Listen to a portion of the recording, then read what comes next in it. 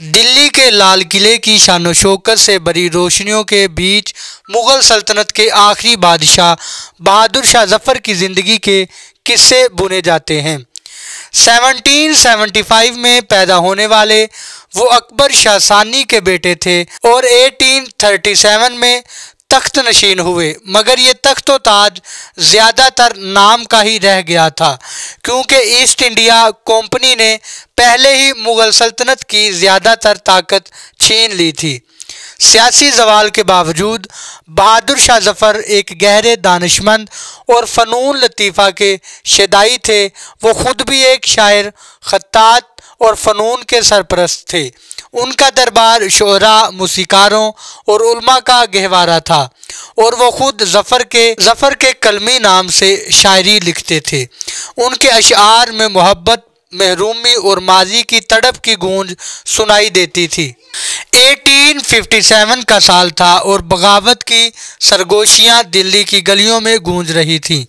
East India company کے سپاہیوں میں سے بے چینی بڑھ رہی تھی، جو برطانوی ثقافت کے نفاذ اور مذہبی جذبات کو ٹھیس پہنچانے والے طریقوں سے ناراض تھے۔ انفیلڈ رائفل کی نئی کارتوس کی افواہوں نے اس آگ کو بھڑکایا جنہیں گائے اور سور کی چربی سے چکنا کیا جاتا تھا، جو ہندو اور مسلمان دونوں سپاہیوں کے لیے توہین آمیز تھا۔ یہ بغاوت جلد ہی ایک مکمل جنگ کی شکل اختیار کر گئی اور باغیوں نے متحد ہو کر برطانوی سامراج کے خلاف کھڑے ہونے کے لیے بہادر شاہ ظفر کی طرف رجوع کیا۔ بوڑھے بادشاہ نے نہ چاہتے ہوئے بھی اس بغاوت کی قیادت قبول کی۔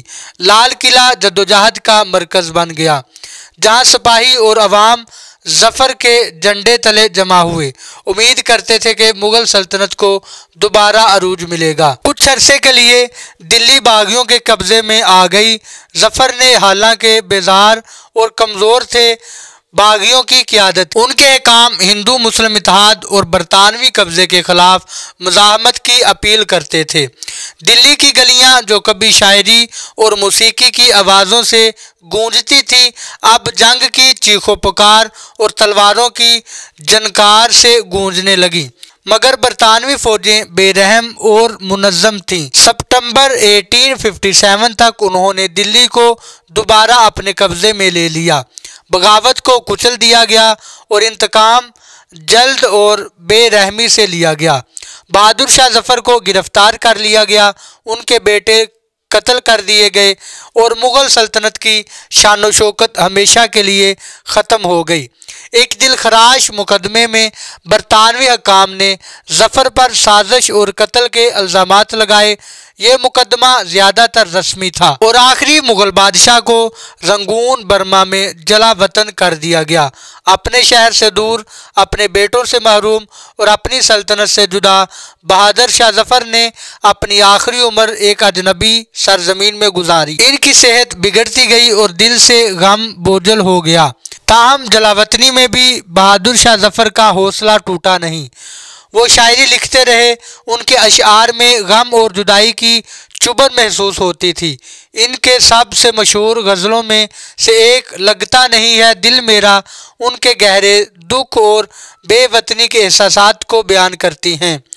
1862 میں بہادر شاہ ظفر کا انتقال ہو گیا، ایک قیدی کی حیثیت میں، مگر ان کی وراثت ان کے الفاظ اور ان کی قوم کے ناقابل تسخیر حوصلے میں زندہ رہی۔ بہادر شاہ ظفر کی کہانی ہندوستان کی تاریخ میں ایک دردناک، بے باک، ایک شاعر بادشاہ کی کہانی، جو ایک عظیم سلطنت کے زوال اور ایک نئے دور کے آغاز کا گواہ تھا، اور جس کی وراثت آج بھی نسلوں کو متاثر کرتی ہے۔